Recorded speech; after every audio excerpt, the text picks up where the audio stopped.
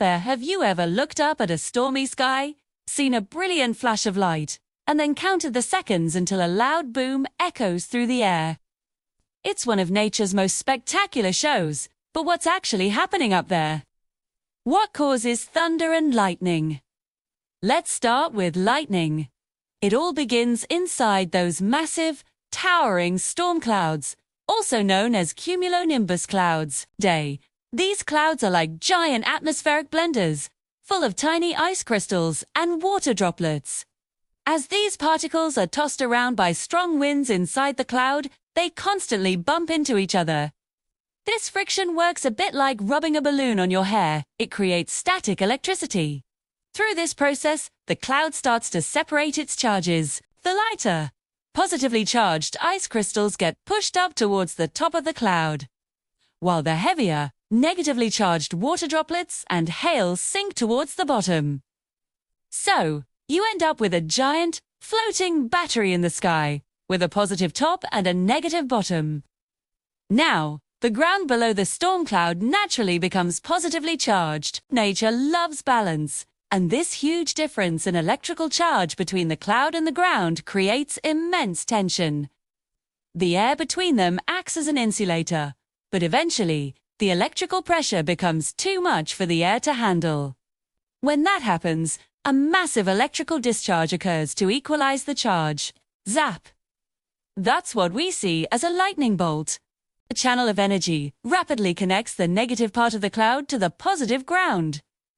It happens incredibly fast, in a fraction of a second. And it can also happen between different parts of the same cloud, or between two different clouds. So, where does thunder come into the picture? Well, lightning is unbelievably hot. A single bolt can heat the air around it to about 30,000 degrees Celsius. To put that in perspective, that's 5 times hotter than the surface of the sun. When the air is heated that quickly, it expands explosively, creating a powerful shockwave. It's like a sonic boom. This shockwave is what we hear as thunder. The sound travels much, much slower than light, which is why you always see the lightning flash before you hear the thunder. Tone. Have you ever tried to calculate how far away a storm is? It's a simple trick. When you see the lightning, start counting the seconds until you hear the thunder.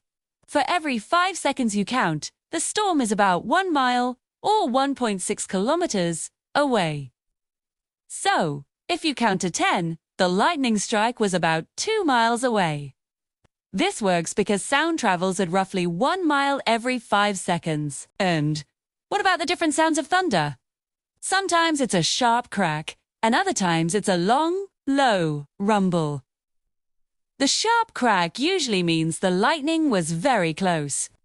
The long rumble happens when the sound from a long, stretched-out lightning channel reaches you at slightly different times. The sound from the part of the bolt closest to you arrives first, and the sound from the parts farther away arrives later, creating that drawn-out rumbling effect. The sound also bounces off mountains, buildings, and the landscape, which adds to the echo and rumble.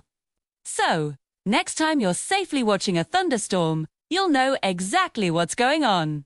It's a powerful and beautiful display of physics, where friction in the clouds creates a massive electrical charge, resulting in a spectacular flash of lightning that heats the air so fast it creates the mighty roar of thunder.